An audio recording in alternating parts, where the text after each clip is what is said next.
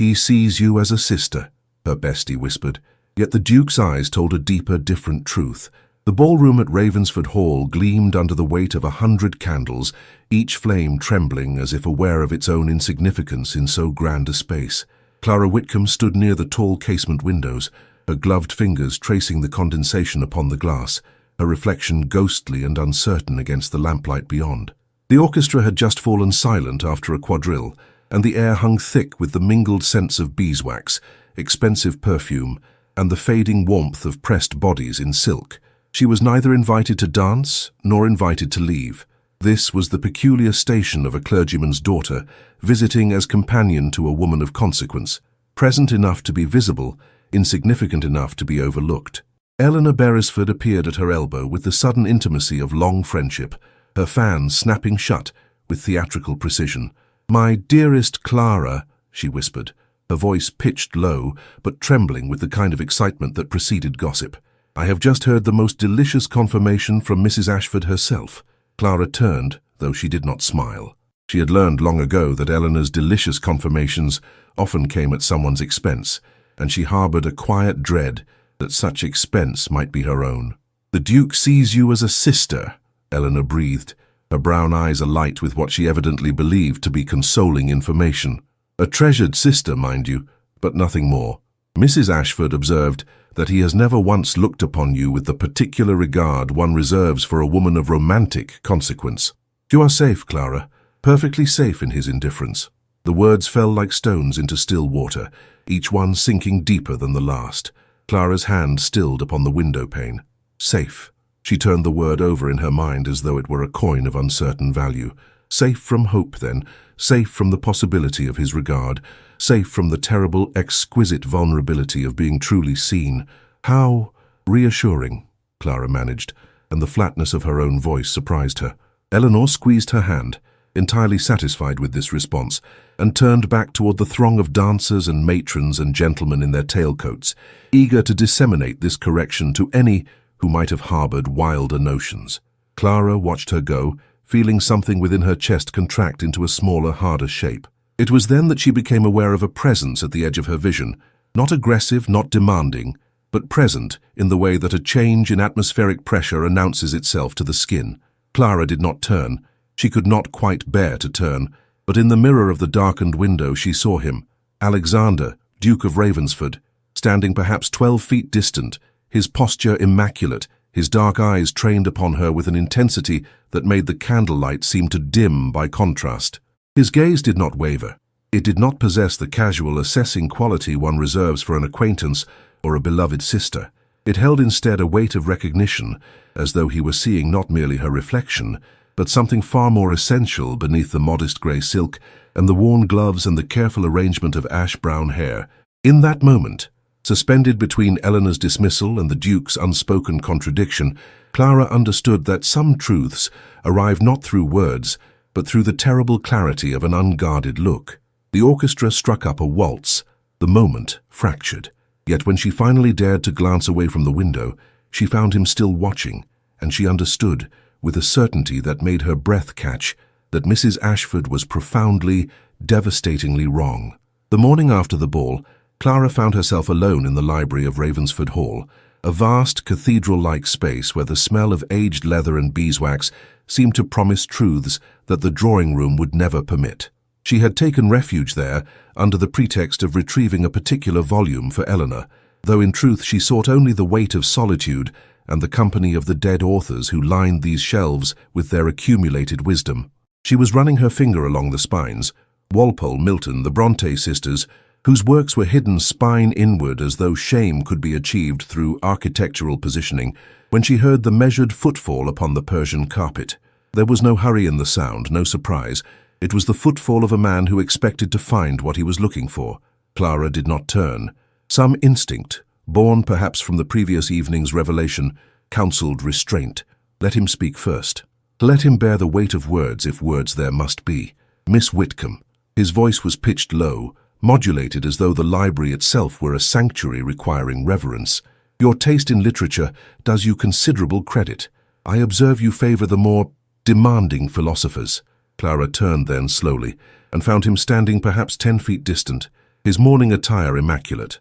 Charcoal coat, silver waistcoat, the faintest suggestion of a cufflink catching the light that streamed through the tall windows. His dark eyes held that same intensity from the previous evening, but now, in the unforgiving clarity of daylight, there was something else present, a vulnerability, carefully masked but visible to anyone whose own heart had been trained to recognize concealment. "A taste born of necessity rather than accomplishment, Your Grace," Clara replied, her voice steadier than her pulse. "A modest companion has limited access to drawing-room conversation, and so the library becomes her society." Something flickered across his features, recognition perhaps, or the admission of a truth he had preferred to leave unspoken. He moved closer, his steps deliberate and measured, and Clara was suddenly acutely aware of the space between them, too small for propriety, too large for true conversation. "I wonder," he said softly, "whether modest companions are not often possessed of deeper observation than women whose every hour is consumed by the dictates of fashion and precedence." He paused, and she saw his hands fold once, twice, as though requiring physical occupation to permit such words to escape his lips. "The glance you exchanged with the window last evening did not escape my notice, Miss Whitcomb, nor did I fail to perceive the particular manner in which you received a certain assessment from Miss Beresford." Clara's breath caught. No one spoke so directly. No one acknowledged what had transpired in drawing-rooms and at ballrooms. The entire edifice of society rested upon the collective agreement to look away from such moments. "I fear you do me too much credit, Your Grace," she said, though her voice trembled slightly. "Surely a lady of your acquaintance would have claimed your notice far more effectively than a mere—" "You mistake the nature of true regard, Miss Whitcomb," he interrupted, and there was something almost fierce in his composure now, a quality that suggested the maintenance of his usual restraint was costing him considerable effort. "Such regard as I possess is neither casual nor diffuse. When I look upon a woman, I do not require the scaffolding of wealth or connection to perceive her worth. I require only the capacity to see, truly see, what lies before me." He took one step closer. Clara's heart performed a most improper acceleration, "And what I have observed, Miss Clara Whitcomb, is a woman of uncommon intelligence, remarkable restraint, and a dignity that no whisper, no dismissal, no carefully calibrated exclusion can diminish. These qualities are not sisterly. They are, I confess, considerably more perilous to a man's peace of mind." The library seemed to contract around them. Clara's gloved hands trembled slightly as she gripped the spine of the book she had been examining. Outside, the autumn wind moved through the gardens, and somewhere distant, a servant called to another in the matter-of-fact tones of daily life, a reminder that the world continued its ordinary business, indifferent to the seismic shift occurring within these walls. "Your Grace," Clara whispered, "such words are dangerous. For both of us." "Yes," he agreed, and the briefest smile touched his lips, sad, knowing, utterly sincere.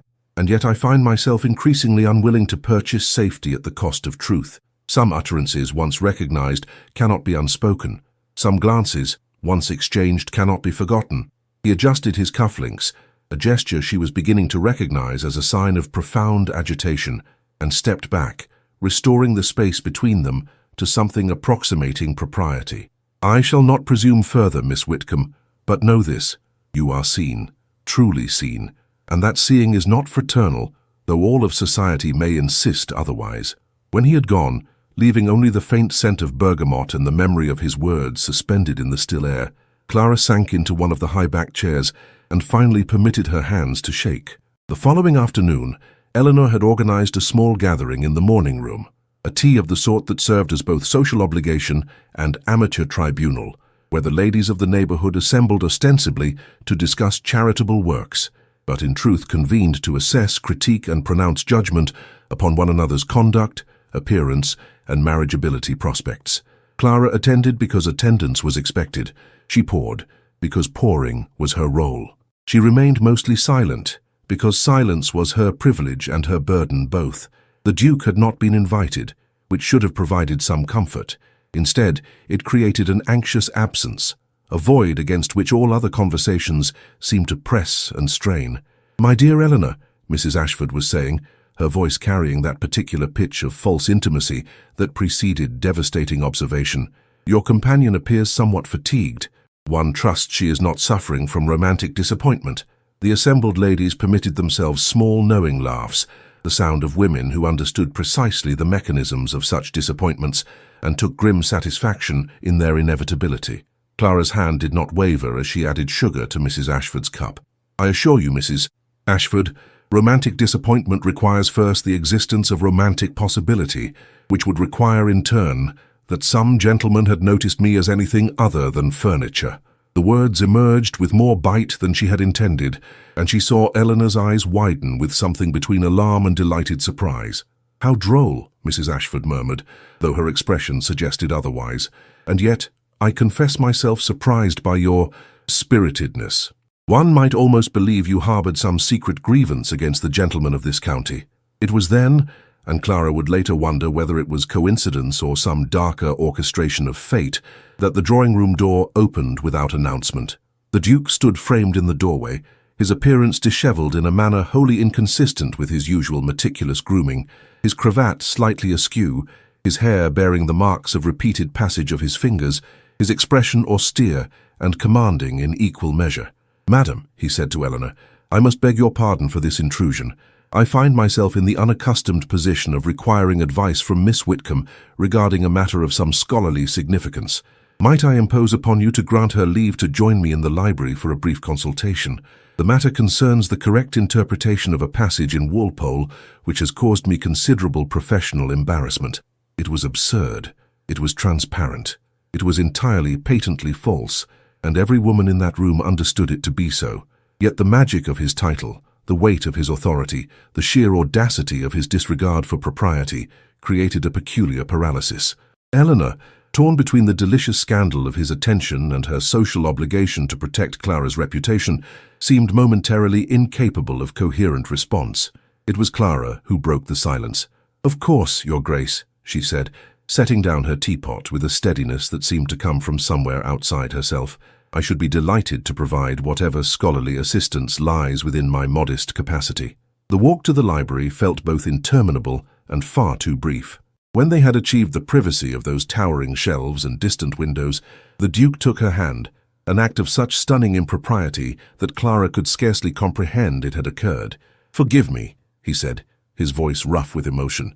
"Forgive me for this transgression, but I find myself unable to bear one moment more of your gentle submission to their casual cruelties. You spoke this afternoon with fire. That fire is not sisterly affection, Miss Whitcomb. It is the manifestation of a spirit that deserves recognition, protection, and—" He paused, and his dark eyes held hers with such intensity that she felt she might drown in them. "And love. Authentic, unguarded, terrifying love." Clara's breath came in shallow increments. She should withdraw her hand. She should return to the morning room. She should do any of 1,000 proper things. Instead, she allowed his fingers to remain intertwined with her own and whispered, "Your Grace, you speak of things that cannot be spoken aloud in this world. Then let them be spoken in this room, where truth may exist, without the permission of Mrs. Ashford's approval," he replied. "Let them be written in the language that only we two can read, the language of sustained gazes and hands that tremble and hearts that dare not hope. I am not your brother, Miss Whitcomb. I am a man who has begun to recognize that safety and happiness are often opposing forces, and I find myself increasingly willing to risk the former in pursuit of the latter." Outside, the afternoon light was fading into autumn grey.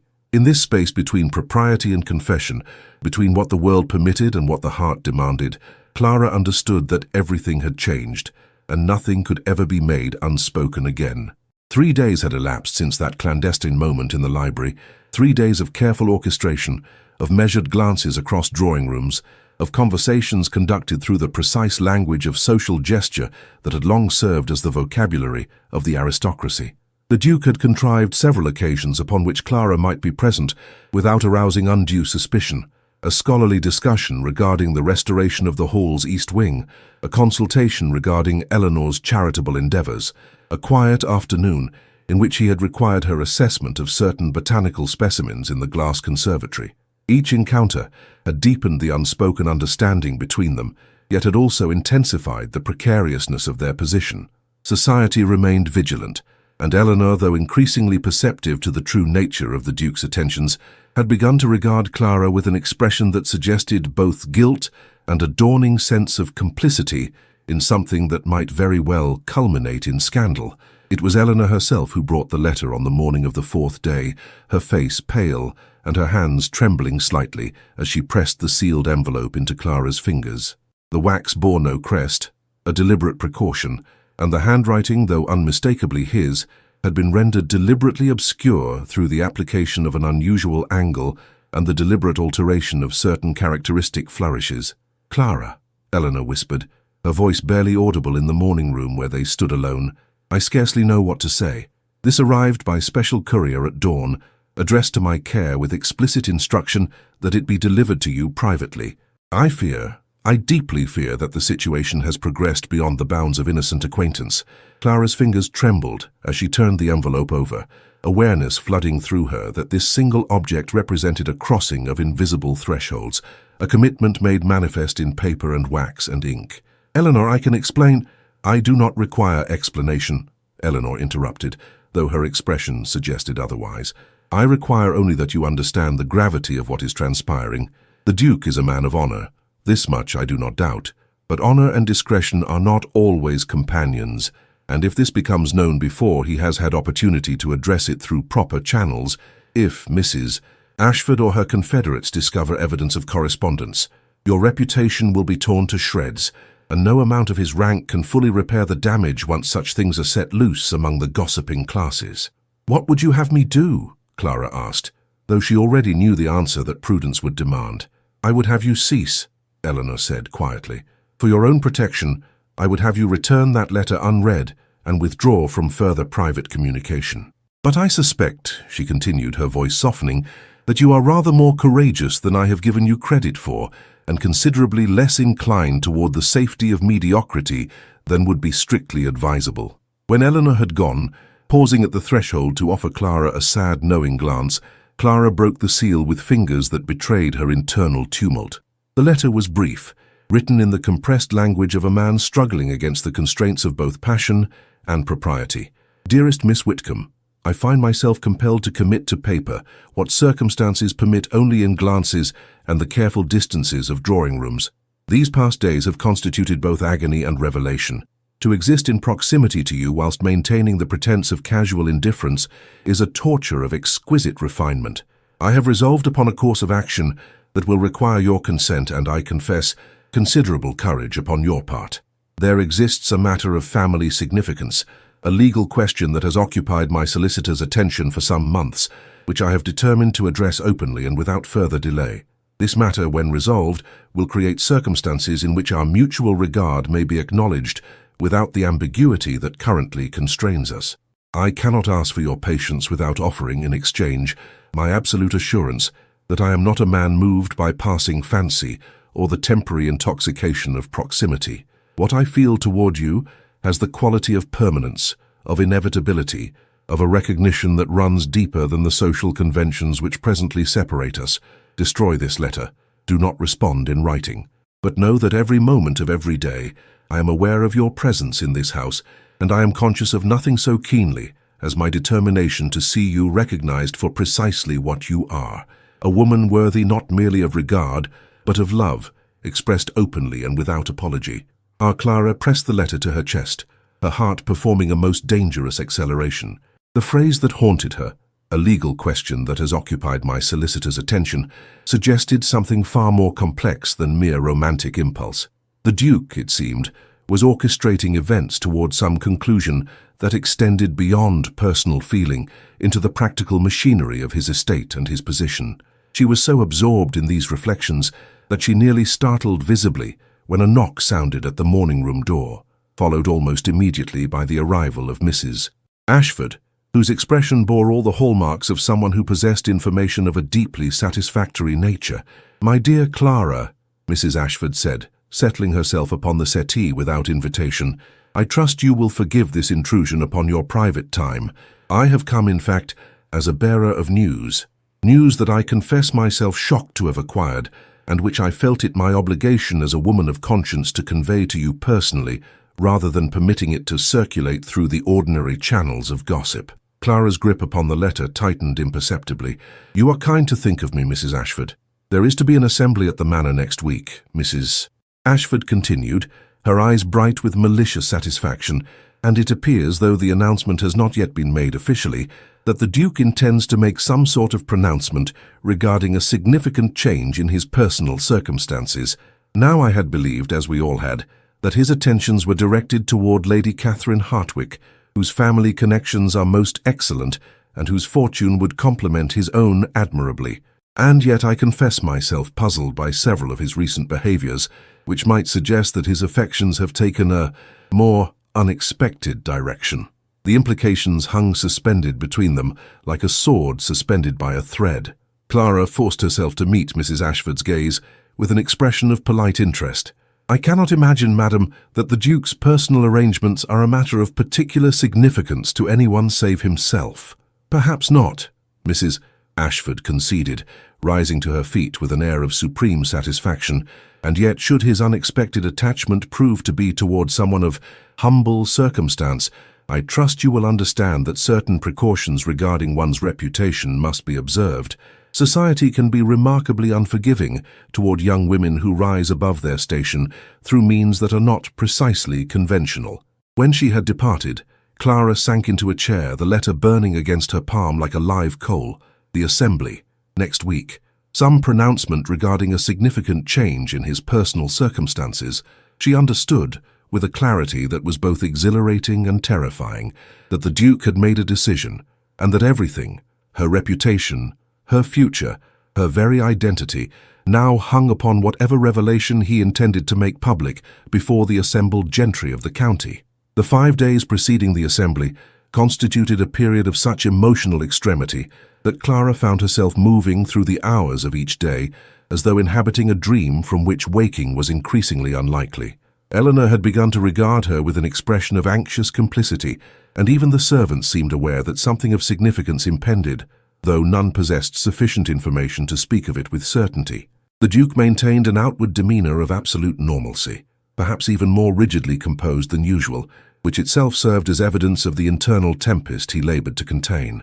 Yet there had been one moment, a single precious instant, when he had contrived to encounter her alone in the portrait gallery, and in that brief interval before propriety demanded he withdraw, he had taken her hand and pressed it briefly to his lips, a gesture so full of tenderness and resignation that Clara had understood he was preparing for something that might very well destroy them both. "Whatever occurs," he had whispered, his dark eyes holding hers with an intensity that seemed to convey an entire library of unuttered words, "know that it is born entirely from the conviction that your worth, your dignity, your exceptional character demands to be acknowledged openly, regardless of the cost to my own position. I have lived too long in the shadows of propriety. I will not permit you to remain there a moment longer than necessary." It was these words that Clara turned over in her mind continuously as she prepared for the assembly, words that suggested both promise and peril in nearly equal measure. What could he possibly intend? What revelation could be of such magnitude as to warrant this systematic preparation, this careful orchestration of circumstance? The assembly room was transformed for the occasion into something approaching magnificence. The walls were draped in autumn gold silk. The orchestra occupied a raised platform at the far end, and candles had been positioned with such profusion that the entire space seemed to float in warm, trembling light. The assembled gentry of the county, some 200 souls in all, filled the room with the susurration of silk and wool, the percussion of conversation, and the underlying current of anticipation that suggested something beyond the ordinary had been promised. Eleanor appeared beside Clara just as the musicians were tuning their instruments, her fair curls arranged with unusual care, and her expression suggesting that she had been brought into some form of confidence regarding the evening's purpose. "You look beautiful, Clara," she said quietly, taking her hand. "Whatever occurs tonight, I wish you to know that I have been grossly unfair in my earlier dismissal of his regard for you. I perceive now that I was blind to what should have been obvious from the beginning." Before Clara could respond, the orchestra struck up a waltz, and the assembled crowd began to arrange itself in the patterns of conventional dancing. The Duke appeared in the doorway, his dress more formal than she had ever observed, his bearing suggesting the gravity of a man about to commit an irrevocable act. His dark eyes found hers across the crowded room, and he began to move toward her with a purposefulness that caused the dancers to part before him, as though compelled by some force beyond ordinary politeness. "Miss Whitcomb," he said, extending his hand, Would you honor me with this dance? There was a collective inhalation throughout the assembly. The Duke never danced. It was known that he considered such public demonstrations of sentiment to be beneath the dignity of his station. That he should break this long-established custom, and do so whilst selecting a partner of such modest circumstances, created a disturbance in the social atmosphere that was nearly audible in its intensity. Clara placed her gloved hand in his, and he drew her into the patterns of the waltz with a grace and certainty that suggested the dance itself had been choreographed as an expression of things that words could not adequately convey. As they moved through the turns and spirals, she felt his hand upon her waist, proper, restrained, yet somehow conveying a tenderness so profound that her breath caught in her throat. "You must be prepared," he said softly, his voice pitched so that only she could hear it above the strains of the orchestra, "for what is to come. What I am about to do will cause considerable disturbance, and there will be those who will attempt to convince you that it has been folly, impropriety, a betrayal of my duty. But I find that duty and conscience have come into irreconcilable conflict, and I am resolved to choose conscience." "Your Grace," Clara whispered, "I am afraid, not for myself, but for you. Your position." "My position is secure only if I am willing to sacrifice what matters most," he interrupted. "And I have come to understand that no title, however ancient, no estate, however vast, can compete with the alternative of a life lived in the constant, grinding knowledge that I have chosen propriety over truth." The waltz drew to its conclusion. As the final notes faded into silence, the Duke maintained her hand within his own, and in direct defiance of all convention, conducted her toward the small dais upon which the musicians were positioned. He raised his other hand, and the assembled crowd gradually fell silent, sensing that something of magnitude impended. "I have gathered you here this evening," the Duke announced, his voice carrying with perfect clarity to the furthest reaches of the room, "to make a pronouncement regarding a matter of both personal and legal significance. For some months past, my solicitor has been engaged in investigating a certain irregularity in the records pertaining to the estate of my late mother, an investigation which has resulted in the discovery that substantial funds, intended by her will to establish a foundation for the education and welfare of women of modest means, were, through the incompetence and deliberate malfeasance of certain administrators, diverted from their intended purpose." A murmur rippled through the assembly. This was not, Clara realized, what anyone had anticipated. "These funds have been recovered," the Duke continued, "and I am pleased to announce that they will be employed precisely according to my mother's original intention, the establishment of a school for girls of humble circumstance, staffed by educators of the highest caliber, and governed according to principles that recognize intelligence and character as the true measures of human worth, regardless of social position or family connection." He paused, and his dark eyes found hers with such directness that Clara felt her heart cease its ordinary rhythm. "I am further pleased to announce that I have invited Miss Clara Whitcomb, a woman whose own character exemplifies the very principles upon which this foundation shall be established, to serve as the institution's headmistress and principal architect of its curriculum. This position carries with it both remuneration and independence sufficient to permit Miss Whitcomb to exercise complete authority over all matters pertaining to the school's operation and governance." The silence that followed was absolute, profound, and utterly unprecedented. What had been a potential scandal, a nobleman's improper attachment to a woman of no fortune, had been transformed, through the application of careful legal machinery and the redirection of funds that could not be openly questioned, into something approaching respectability. Not acceptance, perhaps, not yet, but sufficient cover to permit their continued proximity without the immediate threat of absolute ruin. As Clara stood before the assembled county, her hand still resting in the Duke's, she understood that he had made a sacrifice of his own. The public revelation of this school, this dedication of his mother's legacy, would bind him to certain philanthropic obligations that might otherwise have seemed beneath his station. But he had done it, had reconfigured the very architecture of his public life in order to create a space in which they might exist together without the constant terror of exposure.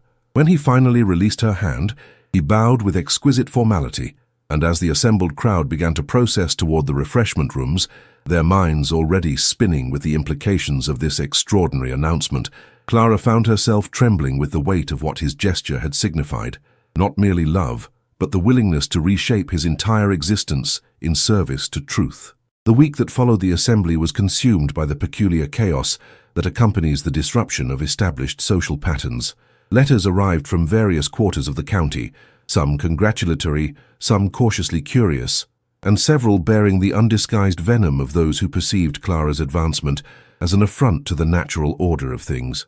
Mrs. Ashford appeared twice at Eleanor's home, ostensibly to discuss the forthcoming school, but in truth to extract additional details regarding the nature of Clara's prior relationship with the Duke, her family connections, and whether there might not be some impropriety in the arrangement that society had somehow overlooked. Yet there was also, to Clara's considerable surprise, an undertone of begrudging respect. The Duke had managed, through the canny application of charitable intention and family legacy, to render his actions legitimate in the eyes of those who might otherwise have condemned them without hesitation. A school for girls was beyond reproach. It was precisely the sort of endeavor that demonstrated moral seriousness and a commitment to the betterment of society's less fortunate members. It was during the third day of this strange interregnum that the Duke contrived to meet Clara alone in the conservatory, the space filled with the moist heat of carefully cultivated botanical specimens and the faint perfume of flowering plants that thrived in the controlled warmth of glass and careful attention. "I have received the preliminary sketches for the school," he said without preamble, producing a leather portfolio from beneath his coat. "The architect has been remarkably responsive to my specifications, and I confess myself eager to know your assessment of the proposed design." They bent over the drawings together, their shoulders nearly touching, and Clara was conscious of nothing so keenly as the intimacy of their proximity and the careful, deliberate formality with which they conducted this discussion. A performance, she understood, in case anyone should chance upon them and require justification for their private conversation. "The library provisions are excellent," she said, tracing her gloved finger along the sketched outline, "though I might suggest an expansion of the natural philosophy classroom. If we are to instruct young women according to rational principles rather than mere accomplishment, they must have access to equipment that permits genuine experimentation."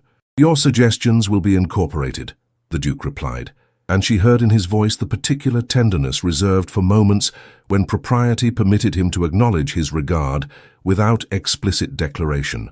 "I have, in fact, already made provision for such expenses in the initial budget. I anticipated that you would recognize the necessity."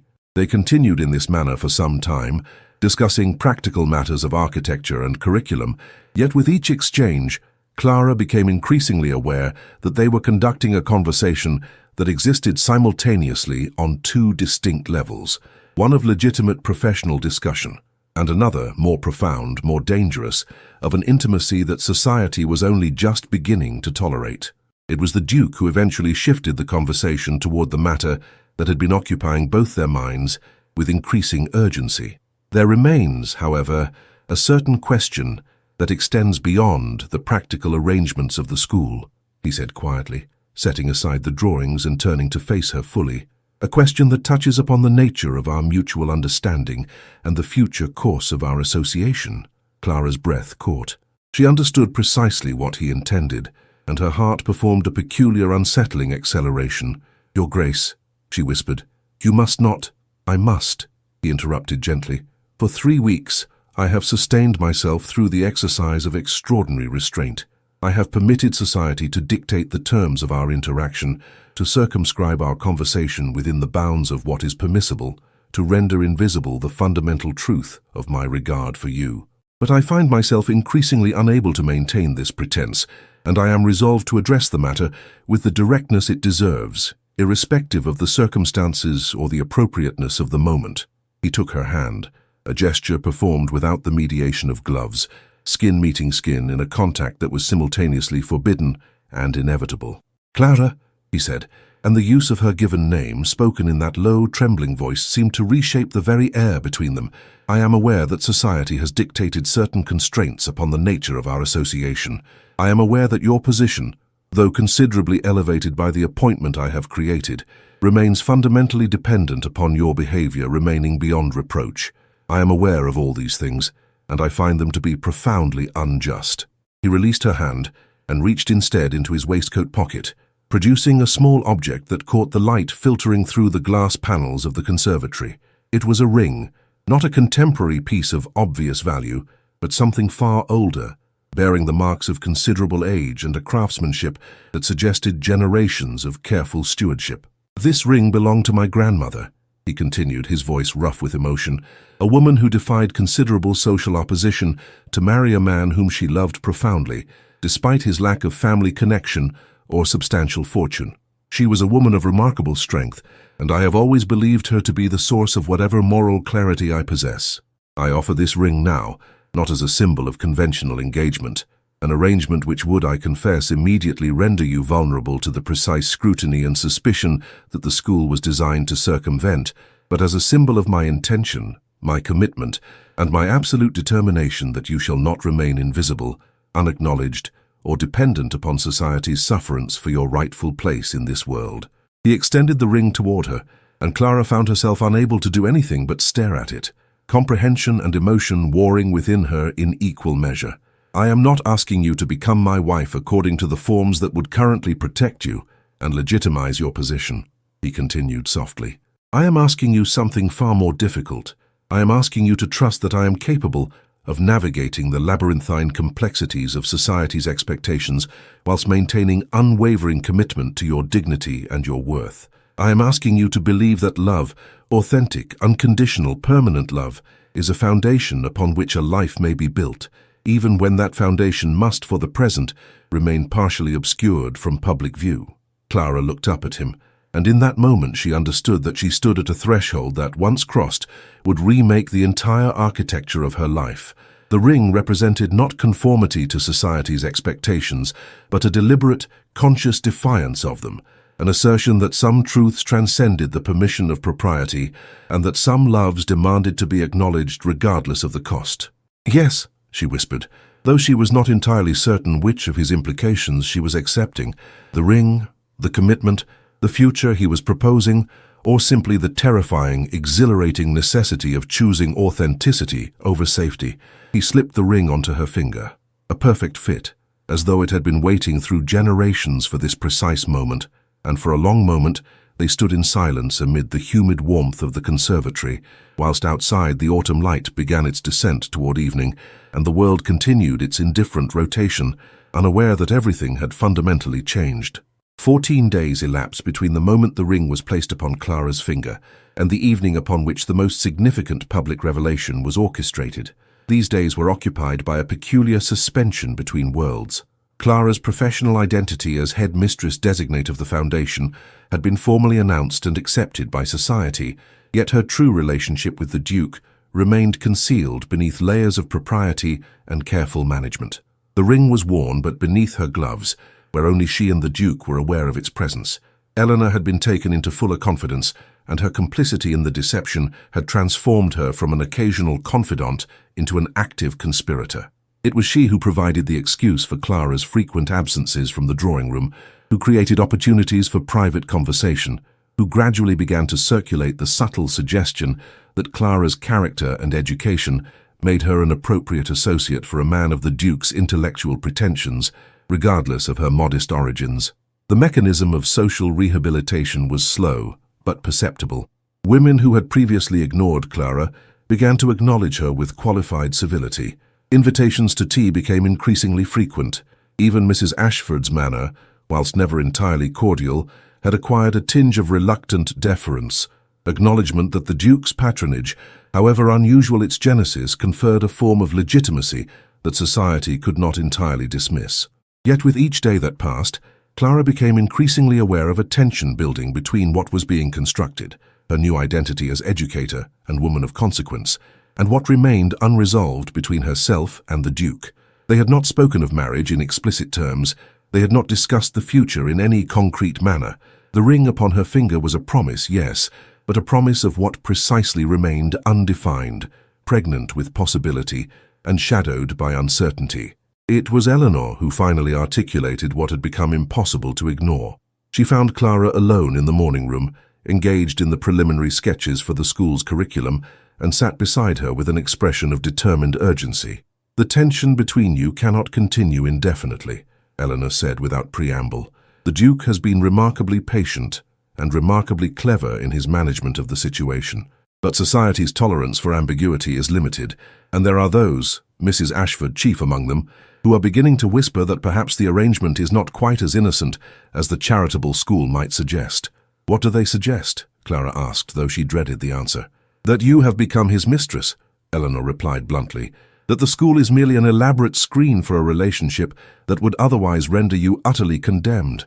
There are even darker whispers, that perhaps he intends to seduce you, and then abandon you once society has grown accustomed to your presence.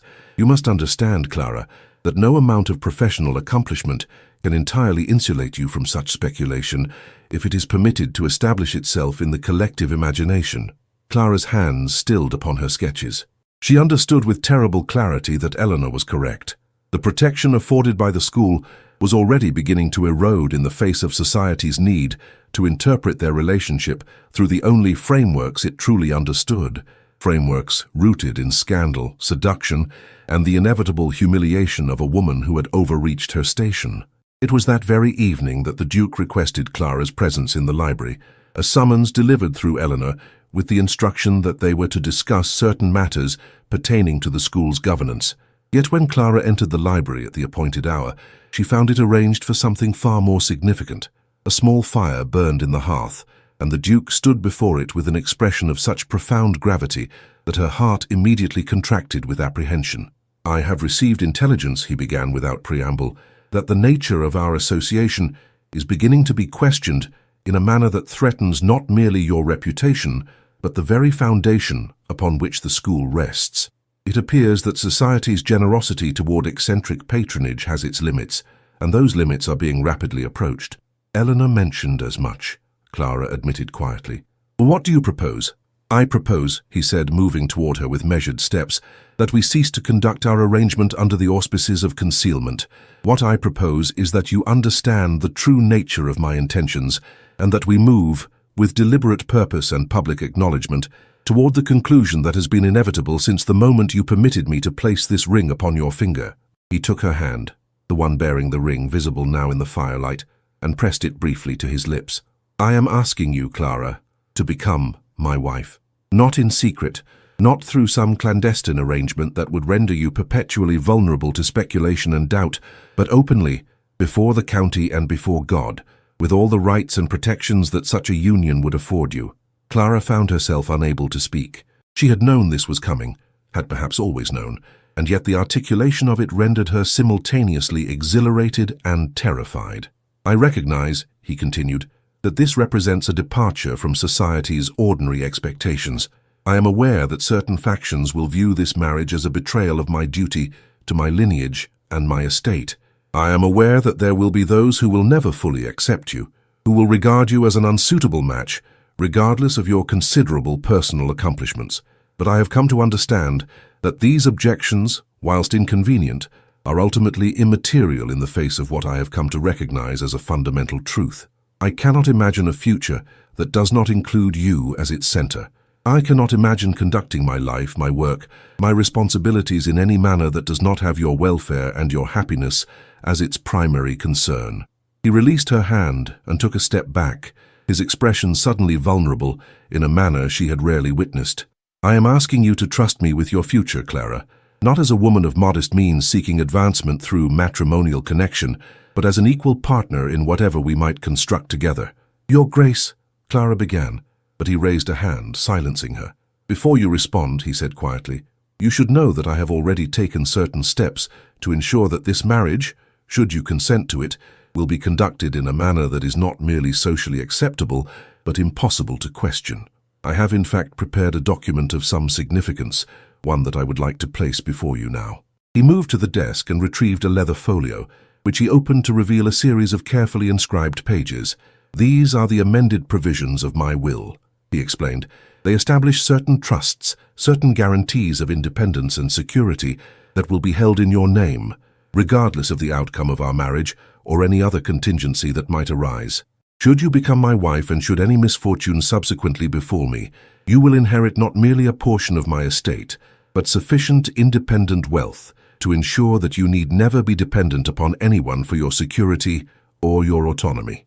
Clara stared at the documents, comprehending their significance. He was not merely asking her to marry him, he was arranging, through the careful deployment of legal machinery, to ensure that she would never be rendered powerless or vulnerable, that marriage to him would represent an accumulation of security rather than a surrender of it. "I do not know what to say," she whispered. "Say yes," he replied simply. "Say yes and allow me the privilege of spending the remainder of my life ensuring that no whisper, no speculation, no doubt ever again threatens your peace of mind or your rightful place in this world." He extended his hand toward her, and Clara, moving as though in a dream, placed hers within it. In that moment, illuminated by the firelight that cast dancing shadows across the library's ancient shelves, she understood that she had been given something far more precious than a mere proposal. She had been offered a partnership predicated upon radical equality, upon the absolute refusal to permit social convention to diminish or constrain her. "Yes," she said, her voice barely audible. "Yes, I will become your wife. Yes, I will trust you with my future. Yes, I will allow the world to bear witness to what we have come to understand in silence." He drew her close then, a gesture that, in that private moment, transcended propriety and convention entirely, and when he spoke, his voice held all the tenderness, all the recognition, all the love that had been accumulating through weeks of restrained glances and carefully managed distances. "Then let us proceed," he murmured against her hair, "to remake the world according to the dictates of truth rather than the demands of convention." The announcement of the Duke's intention to marry Miss Clara Whitcomb was delivered to the assembled county through the mechanism of a formal notice in the parish register, followed by the publication of the intention in 3 successive Sundays service announcements. This bureaucratic formality served multiple purposes. It provided legitimate grounds for the marriage, it created an opportunity for any hidden impediments to surface, and it signaled with unmistakable clarity that this union was not a sudden, precipitous decision, but rather one that had been reached through careful deliberation and formal process. The reaction was, as might have been anticipated, complex and varied. Certain quarters of society accepted the announcement with relatively gracious composure, viewing it as an eccentric but ultimately acceptable choice on the Duke's part, particularly given the establishment of the charitable school, which had begun to acquire a positive reputation in progressive circles. Others regarded it as a betrayal of aristocratic duty, a squandering of a title's matrimonial prospects upon someone whose family connections could do nothing to enhance the Duke's standing or position. Mrs. Ashford, however, proved to be Clara's most surprising advocate. Having initially regarded the school establishment with suspicion, she had gradually come to perceive in its success a source of considerable local prestige.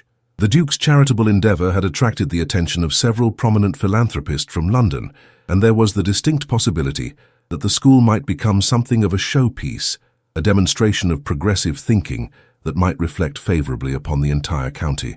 Accordingly, Mrs. Ashford's attitude toward Clara underwent a subtle transformation, from barely concealed contempt to something approaching cautious respect. "I confess myself astounded by the perspicacity of the Duke's choice," Mrs. Ashford remarked to Eleanor during a morning call, sufficiently aware that Eleanor would convey her words to Clara, "though I suppose one must acknowledge that Miss Whitcomb does possess certain qualities that render her suitable for the responsibilities she is to assume. Her education, whilst humble in its origins, appears to have equipped her with a remarkable grasp of pedagogical principle." It was not precisely an endorsement, but it was something more valuable. It was permission for society to revise its assessment without losing face. The 3 weeks preceding the wedding were occupied by a peculiar admixture of practical preparation and emotional intensity. The Duke had insisted upon a ceremony of considerable significance, not the quiet, hurried affair that might have been expected, but rather a formal celebration to be held in the parish church with the assembled county in attendance. This decision was partly, Clara understood, an assertion of normalcy, a declaration that this marriage was not shameful or clandestine, but rather a union worthy of public recognition. It was Eleanor who undertook the responsibility of ensuring Clara's preparation for the occasion, and she approached this task with the dedication of someone atoning for previous skepticism. The wedding dress was commissioned from a modiste in the county town, a gown of ivory silk with the faintest suggestion of silver embroidery, elegant and refined without being ostentatious. The flowers were chosen with meticulous care, white roses interspersed with sprigs of lavender, symbols of virtue and constancy, bound together with silver ribbon. "You will be beautiful," Eleanor assured her during a fitting, as Clara stood upon a raised platform while seamstresses made final adjustments to the hem. "More than beautiful, you will be luminous. The Duke is a man of considerable discernment, and I begin to perceive precisely what attracted him to you in the first place. It was not your modest origins or your lack of fortune that drew his attention, but rather something far more essential, your refusal to be diminished by circumstances, your capacity to maintain dignity in the face of dismissal." The night before the wedding, Clara found herself unable to sleep, her mind occupied by a peculiar mixture of anticipation, residual anxiety, and the strange sensation of standing upon the threshold of a new existence. She rose in the darkness, and wrapping herself in a dressing gown, made her way downstairs to the library. That space which had become, over the preceding weeks, a repository of all that was most significant in her relationship with the Duke. She was surprised to find the room illuminated, and more surprised still to discover the Duke himself, seated in one of the high-backed chairs, a volume of poetry open upon his lap, though his eyes were fixed upon the darkness beyond the windows rather than upon the pages before him. "I could not sleep," he said simply, as though her appearance had been entirely anticipated. "I find myself occupied by a peculiar consciousness of impending transformation. Tomorrow the world will regard you as my wife, rather than as a woman of questionable connection. Tomorrow society's verdict will be sealed, and whatever objections remain will be rendered mute by the formality of our union. And yet, I confess myself aware that tomorrow, from a personal perspective, changes very little.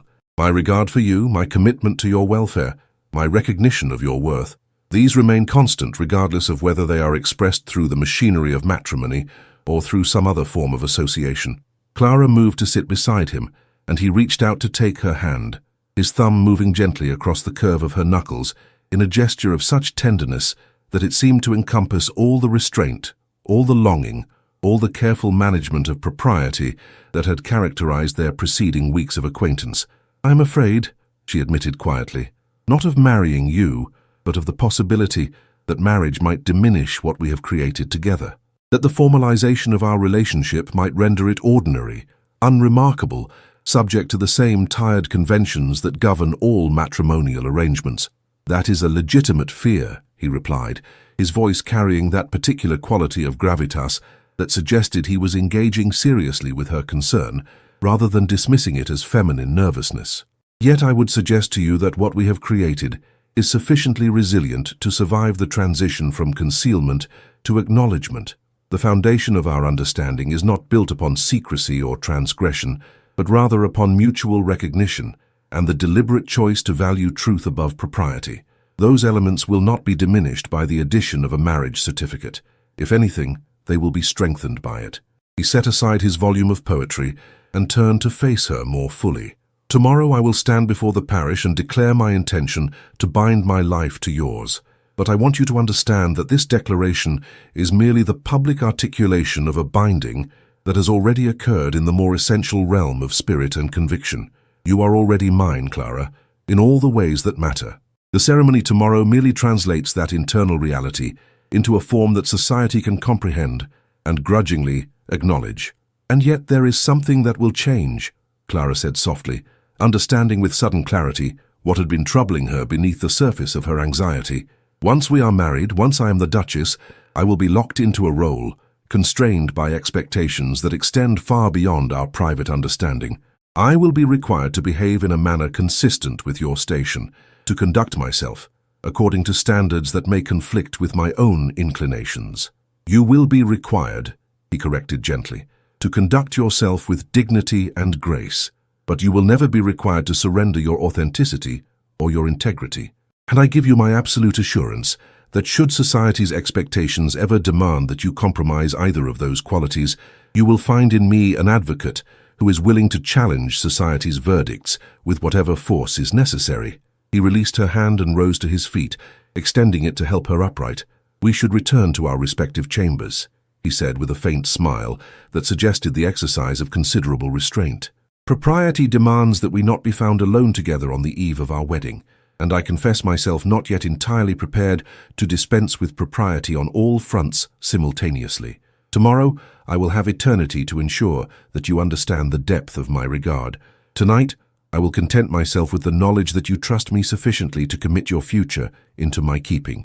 As Clara climbed the stairs to her chamber, the Duke's words echoing in the silence behind her, she found that her earlier anxiety had transformed into something altogether different, a quiet certainty that whatever challenges the future might present, she would face them in partnership with a man whose commitment to her welfare transcended the ordinary mechanisms of matrimonial obligation.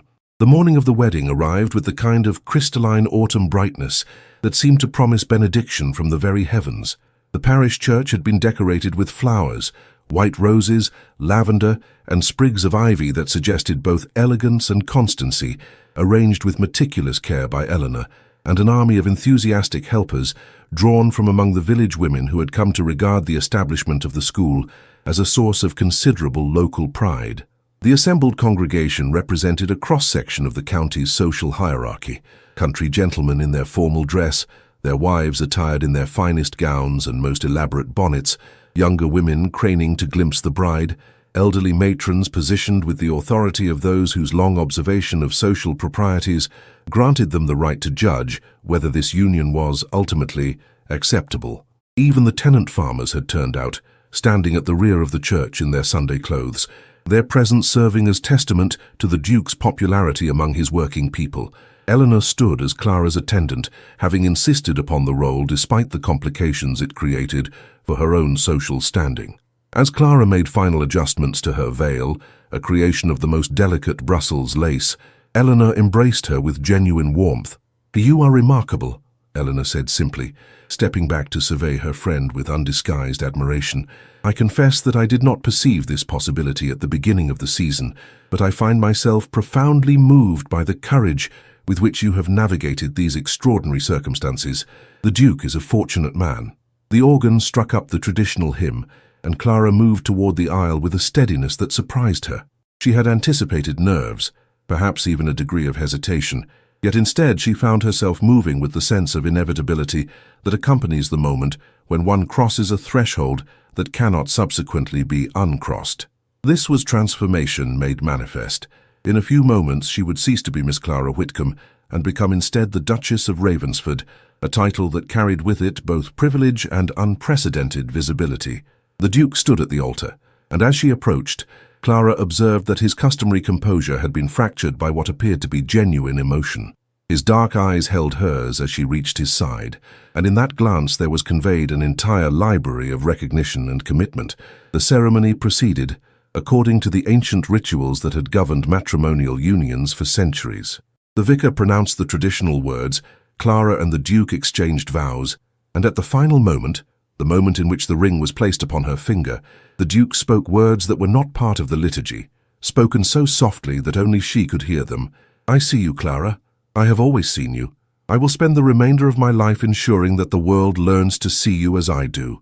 The assembled congregation erupted into applause as they emerged from the church into the autumn sunlight, a gesture of approval that seemed to seal what had transpired within those walls. Society, Clara understood, had rendered its verdict. This marriage was acceptable.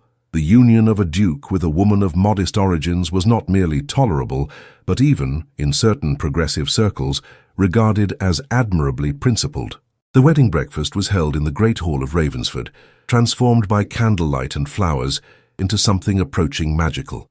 Tables laden with delicacies were positioned throughout the space, and a string quartet played softly in one corner, providing the atmospheric accompaniment to celebration and conversation. It was during this reception that Mrs. Ashford approached Clara with an expression of mingled satisfaction and something approaching genuine warmth. "I must acknowledge, Your Grace," she said, employing the new title with careful precision, "that you have managed a feat of considerable social acumen, not merely a marriage, but a transformation. You have elevated yourself from a position of questionable respectability to one of considerable consequence, and you have done so without generating sufficient scandal as to render yourself utterly condemned. Few women possess such skill in the navigation of society's treacherous waters."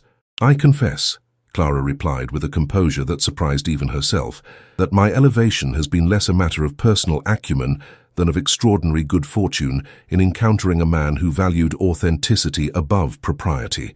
I cannot claim credit for the machinations that rendered this union possible. I can only acknowledge the Duke's unwavering commitment to a principle that society rarely permits itself to acknowledge, that love, genuine and unconditional, transcends the boundaries of class and circumstance.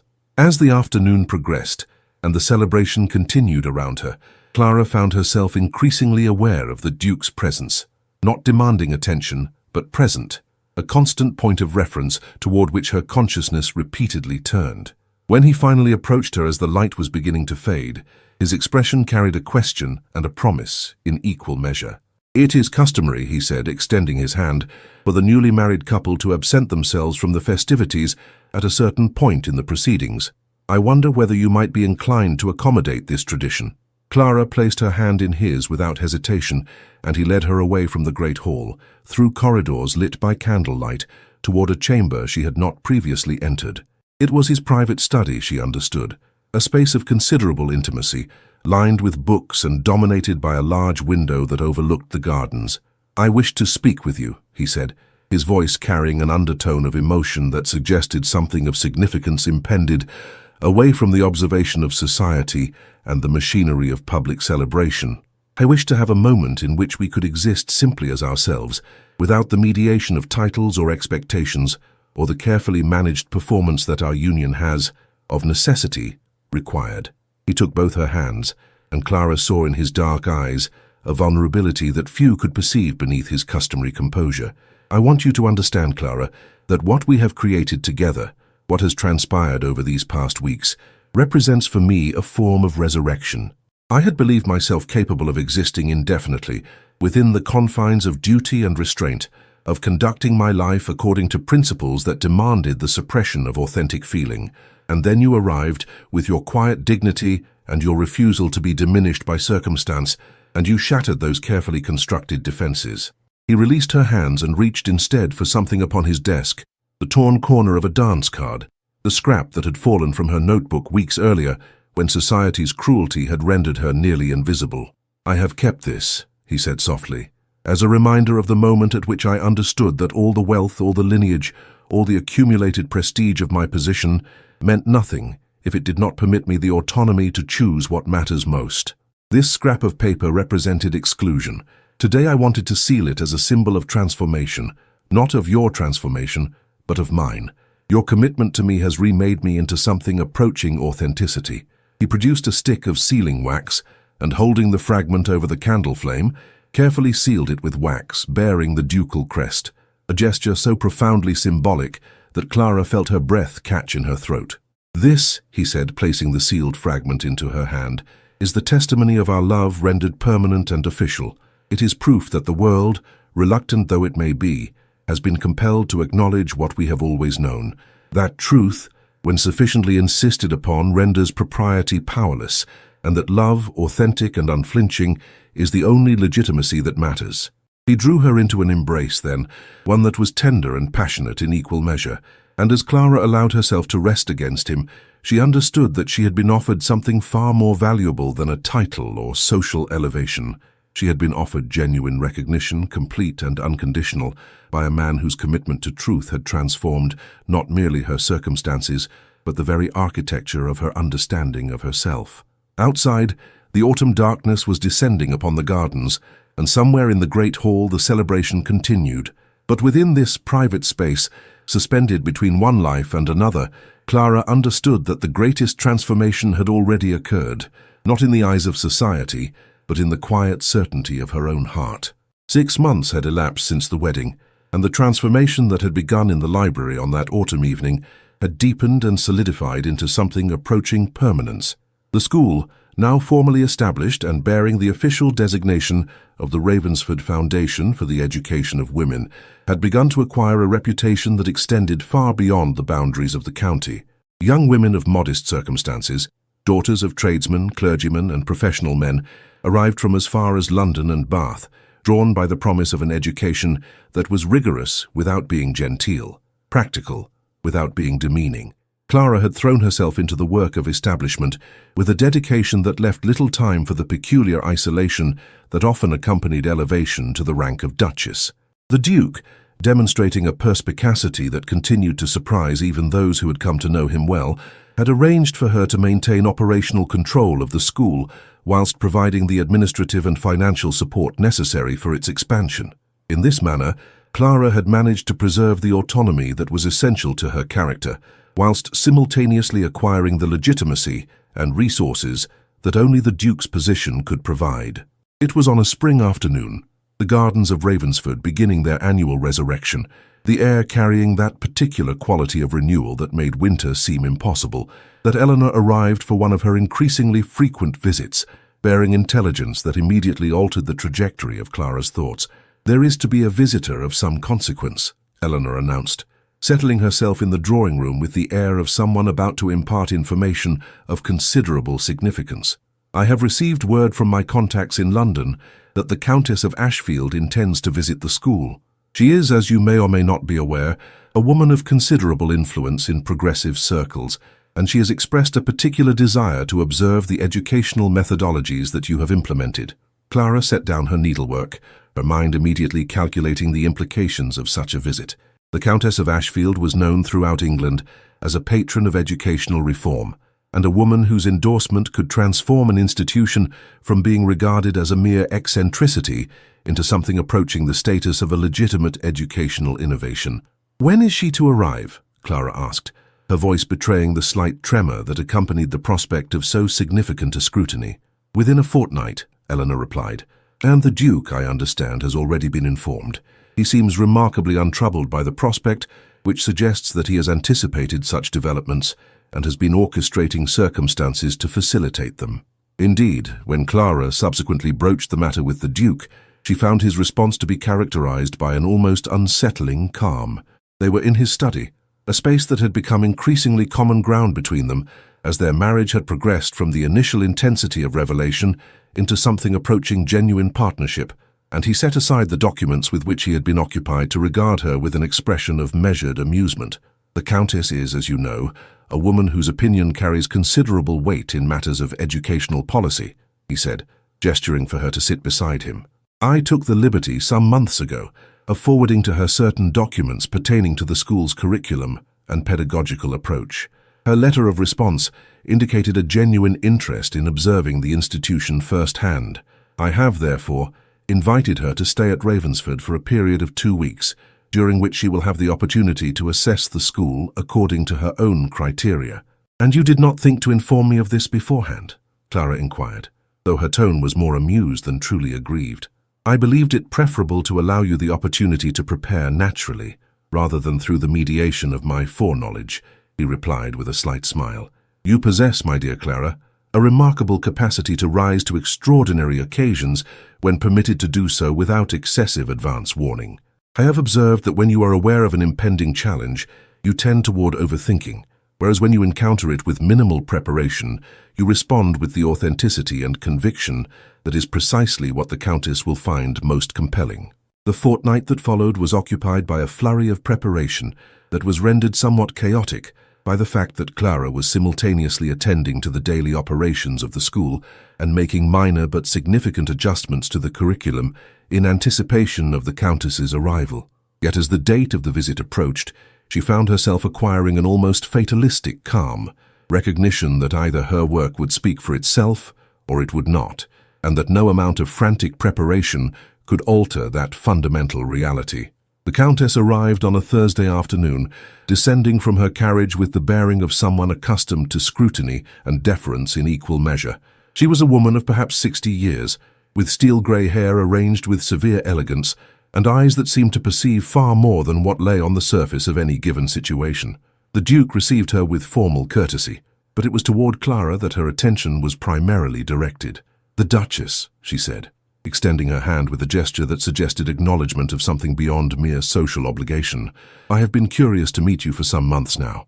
Your husband's letters regarding the school have been remarkably detailed and, I confess, remarkably enthusiastic, in a manner that is quite uncharacteristic of his usual reserve. I hope the school itself will provide a more comprehensive testimony than any letter might convey," Clara replied, her voice steady despite the acceleration of her pulse. The 2 weeks that followed constituted perhaps the most exhausting period Clara had experienced since assuming her position. The Countess attended lessons, observed the girls during their recreational hours, examined the school's accounts and administrative records, and conducted extensive interviews with both Clara and the faculty regarding pedagogical philosophy and practical implementation. She asked penetrating questions, identified inconsistencies, and generally conducted herself with the rigor of someone genuinely committed to understanding whether the school represented a meaningful innovation or merely an exercise in fashionable philanthropy. It was on the final evening of her visit that the Countess requested a private conversation with Clara. They sat in the drawing room at Ravensford, the spring evening soft beyond the windows, and the Countess regarded Clara with an expression of such intensity that Clara found herself unable to speculate regarding its meaning. "Your school," the Countess said finally, "is not precisely what I anticipated. I confess that I expected to encounter an institution governed by the particular aesthetic preferences of its benefactress, one in which certain subjects were emphasized at the expense of others, based upon what the proprietor believed to be appropriate for young women. Instead, I have found something far more significant, an educational philosophy predicated upon the radical notion that the female intellect is capable of rigorous engagement with demanding subject matter, and that society does young women a profound disservice by permitting conventional notions of feminine propriety to constrain the development of their intellectual capacities." She paused, and Clara saw the faintest suggestion of a smile cross her features. "I intend to recommend to certain individuals of influence in London that they direct their attention toward the Ravensford Foundation. I suspect that within 5 years, this school will become something approaching a model for progressive educational institutions throughout the country. And I further suspect that you, Your Grace, will become something approaching an authority on the subject of feminine education, a position that will bring with it both considerable influence and considerable scrutiny." "I am not certain I am prepared for such a prospect," Clara admitted quietly. "None of us are ever truly prepared," the Countess replied. "We are simply offered the opportunity to respond authentically to circumstances as they arise. The fact that you have maintained both intellectual integrity and genuine compassion toward your students suggests to me that you will navigate whatever consequences arise from this school's success with considerably more grace than many would manage." When the Countess departed the following day, she carried with her not merely documents and observations, but an implicit endorsement that would, in the months to come, transform the school from being regarded as an eccentric provincial experiment into something approaching a beacon of progressive educational thought. And Clara, watching the carriage disappear down the tree-lined drive, understood that yet another transformation had occurred, one that she had not anticipated and could not entirely control, but which had been rendered possible by the Duke's unwavering commitment to her capabilities and his willingness to orchestrate circumstances in such a manner as to permit her to flourish. The letter arrived in late summer, bearing the seal of the Royal Society for the Advancement of Education, and informing Clara that she had been selected to deliver a lecture at their annual conference in London regarding the pedagogical methodologies employed at the Ravensford Foundation. The invitation was unprecedented. No woman had previously been invited to present at such a forum, and its receipt occasioned a degree of nervous agitation that Clara had not experienced since the initial establishment of the school. "You must accept," the Duke said without hesitation when she presented him with the letter, her own ambivalence evident in the manner with which she held the invitation, as though it might spontaneously ignite and consume her if she did not maintain careful control of it. "But the implications," Clara began, though she was already aware of what she intended to articulate. "The implications are that your work has acquired sufficient legitimacy and sufficient respect that even the most conservative elements of the educational establishment cannot deny its validity," he interrupted gently. "You will travel to London. You will deliver your lecture, and you will do so without apology or excessive concern regarding what others may think of your presumption." The journey to London, undertaken in late September, represented yet another crossing of thresholds that Clara had not anticipated traversing. She and the Duke travelled in his town carriage, accompanied by Eleanor, who had insisted upon serving as chaperone, despite the somewhat archaic nature of such precautions for a married woman. As they progressed toward the capital, Clara found herself oscillating between exhilaration and profound trepidation. The lecture hall was filled, not merely filled, but crowded to the point of discomfort, with educators, administrators, and curious society members craning for position to observe the woman who had apparently revolutionized the approach to feminine education in her provincial corner of England. Clara stood at the podium in a gown of deep emerald silk, the ring bearing the ducal crest visible upon her hand as she gripped the edge of the lectern, and she began to speak. What emerged was not a technical exposition, but rather a passionate articulation of fundamental principles regarding the nature of human potential and the manner in which society systematically constrained the intellectual development of half its population through the application of arbitrary restrictions based upon gender rather than capability. She spoke of the girls she had educated, girls who had arrived at the school believing themselves to be intellectually deficient because society had insisted upon it, and who had subsequently demonstrated extraordinary capacity for rigorous thought and genuine scholarship. She spoke of the waste inherent in permitting such capabilities to remain underdeveloped, of the loss to society when potential was deliberately suppressed in service to convention.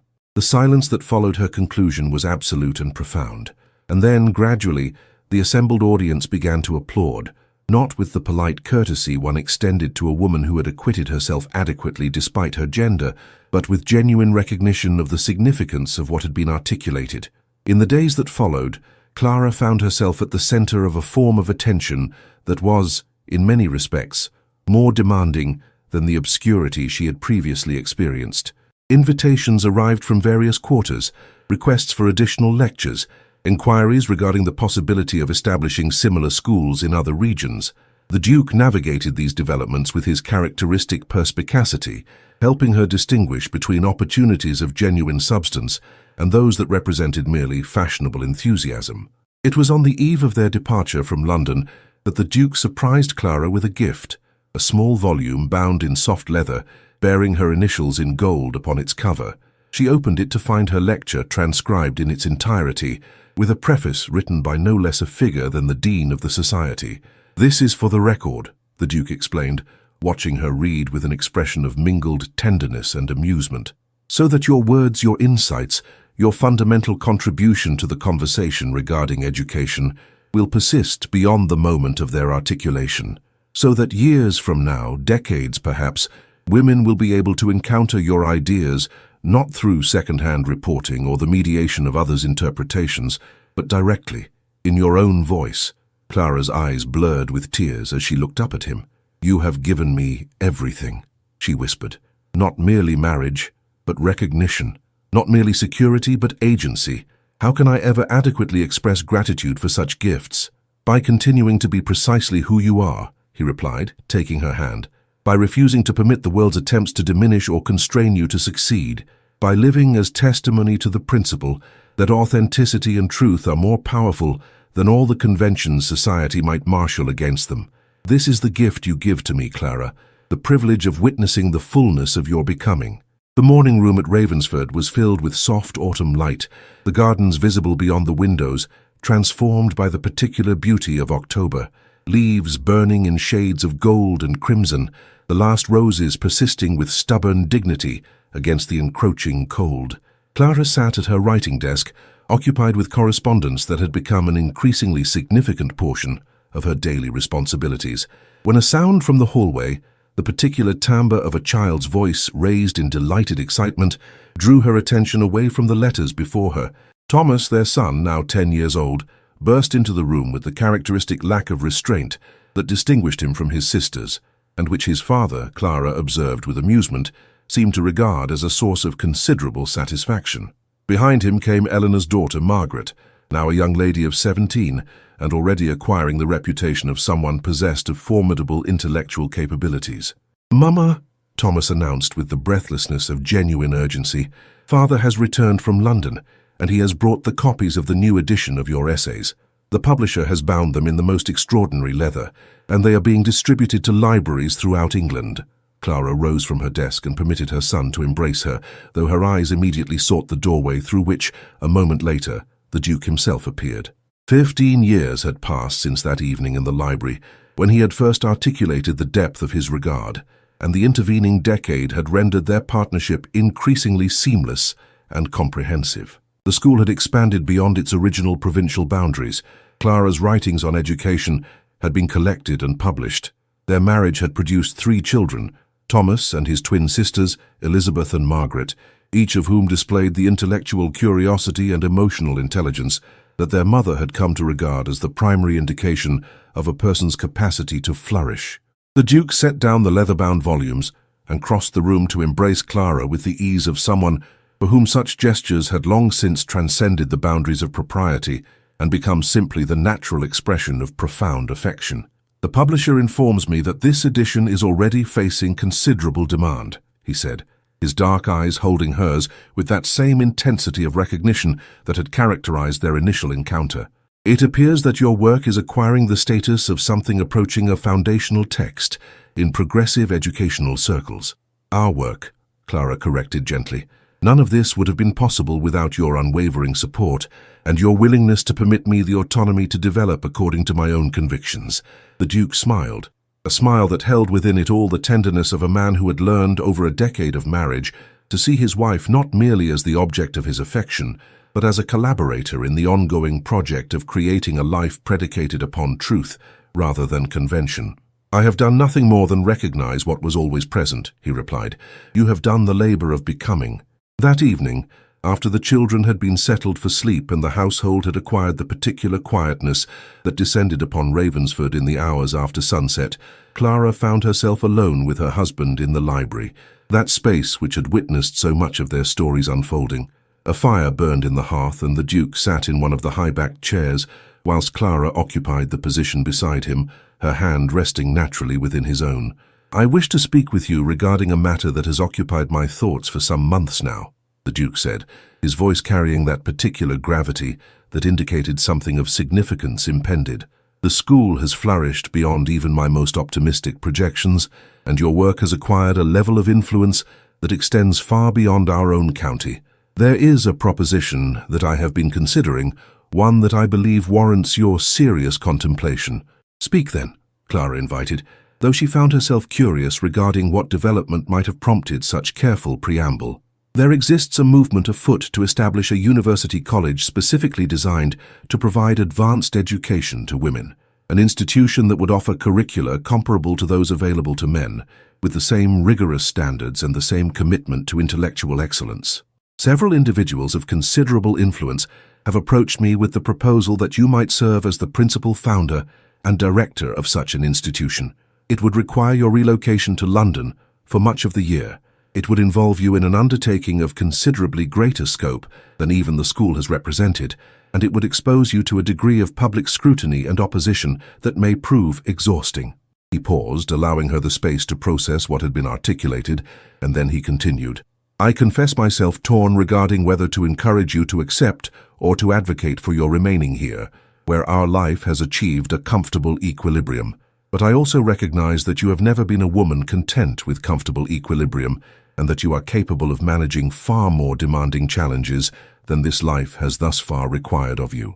Clara felt tears beginning to form as she comprehended the full significance of what he was offering, not merely an opportunity, but a recognition that transcended even their personal relationship. "What do you wish me to do?" she asked softly. "I wish you to choose according to the dictates of your conscience and your capacity," he replied. "Whatever you decide, I will support entirely. If you wish to remain here and expand the scope of the school, that is admirable and entirely sufficient. If you wish to undertake this larger project, I will accompany you to London and will ensure that our children receive education that reflects the principles you have spent a decade developing. Your happiness, your fulfillment, your sense that your existence is being lived authentically, these remain my primary concerns, as they have since the moment I first recognized what you were capable of becoming." Clara sat in silence for a long moment, contemplating the trajectory that her life had followed, from obscurity and dismissal to a position of influence and recognition through the agency of a man who had possessed the moral courage to challenge society's verdicts and the constancy to support her becoming without seeking to diminish or constrain it. "I will accept," she said finally, "but not because I seek greater influence or broader recognition. I will accept because there remain countless young women whose potential is being systematically suppressed by society's arbitrary constraints, and if I have the capacity to alter those circumstances, then I am obligated to attempt it." The Duke drew her close then, his embrace encompassing not merely his wife but his partner in the ongoing project of reshaping the world according to principles of authenticity and recognition rather than convention and constraint. Outside, the autumn wind moved through the ancient trees of Ravensford, and within the library, that space that had witnessed their entire story, two people sat in comfortable silence, aware that they had constructed something far more significant than a marriage. They had created a testament to the proposition that love, genuine and unconditional, possessed the power to remake not merely individual lives, but the very foundations upon which society rested. The ring upon Clara's finger caught the firelight as she rested her hand in his, the same ring that had been placed there a decade ago, bearing within its ancient metal the accumulated weight of family history and personal commitment. Yet it was no longer merely a symbol of obligation or romantic attachment. It had become, through the intervening years and the careful tending of mutual regard, a representation of something far more profound, the belief that some truths transcend the boundaries of propriety, that some loves demand to be acknowledged regardless of social consequence, and that the most profound transformations occur not in the public sphere, but in the quiet moments when two people choose, again and again, to see and to honor what is true. The future stretched before them, not without challenges, certainly, not without resistance from those quarters of society that regarded the expansion of women's education as a threat to fundamental social stability. But Clara faced that future without the anxiety that might have characterized her earlier self. She faced it secure in the knowledge that she was seen, truly seen, by a man who had spent a decade demonstrating that his commitment to her worth transcended the vicissitudes of social opinion or the demands of conventional propriety. And in that security, in that unwavering recognition, she found the foundation upon which all her subsequent accomplishments would be built. In a world that constantly demands we conform, that insists we accept the verdicts society renders upon our worth and our possibilities, this story whispers a profound and revolutionary truth, that authentic recognition, true seeing, is one of humanity's most sacred and most transformative gifts. Clara Whitcomb's journey from invisible companion to woman of influence and consequence was not rendered possible through her own efforts alone, nor through the machinations of social advancement. It was rendered possible because one man possessed the moral courage to challenge society's narrative and the constancy to see beyond the conventional boundaries that others had accepted as immutable. Yet the moral extends beyond the romantic dimensions of their relationship. What this story truly articulates is the profound injustice inherent in permitting social convention to constrain human potential, particularly the potential of those whom society has deemed unworthy of recognition. Clara was neither less intelligent nor less capable in her moments of dismissal than she became in her moments of acknowledgement. The difference lay not in transformation of her essential self, but in the external validation that finally permitted her to trust what she had always known to be true about herself. This is the revolution that genuine love effects. It does not create worth where none existed, but rather refuses the world's permission to deny what was always present. It is radical not because it is sentimental, but because it is honest. It is transformative not because it changes the beloved, but because it provides the conditions in which the beloved can finally flourish according to her authentic nature. In our contemporary moment, we continue to live within systems of constraint, systems that are perhaps more subtle than the rigid proprieties of Victorian England, but no less effective in their diminishment of human possibility. We are constrained by economics, by educational systems that sort rather than nurture, by social media narratives that reduce complexity to digestible fragments, by the persistent message that our worth is contingent upon our productivity or our conformity. The moral of this story, then, is a call to revolutionary action of a most intimate kind, the action of truly seeing another person, not as they appear, not as society has designated them, but as they are in their essential integrity and possibility. It is a call to recognize that such seeing is not merely romantic gesture, but moral imperative. It is an insistence that we are all, in some measure, responsible for the worlds in which others are permitted to become themselves. And it is, finally, a testament to the possibility of transformation, when authenticity is honored above propriety, when truth is permitted to override convention, and when love, real, honest, unguarded love, is recognized as the foundation upon which all genuine human flourishing rests. Did this story move you? Did you find yourself transported to the gaslit drawing rooms and intimate gardens of Victorian England, moved by the quiet revolution of two people choosing authentic connection over social convenience? We at Victorian Romance audio stories invite you to continue this journey with us.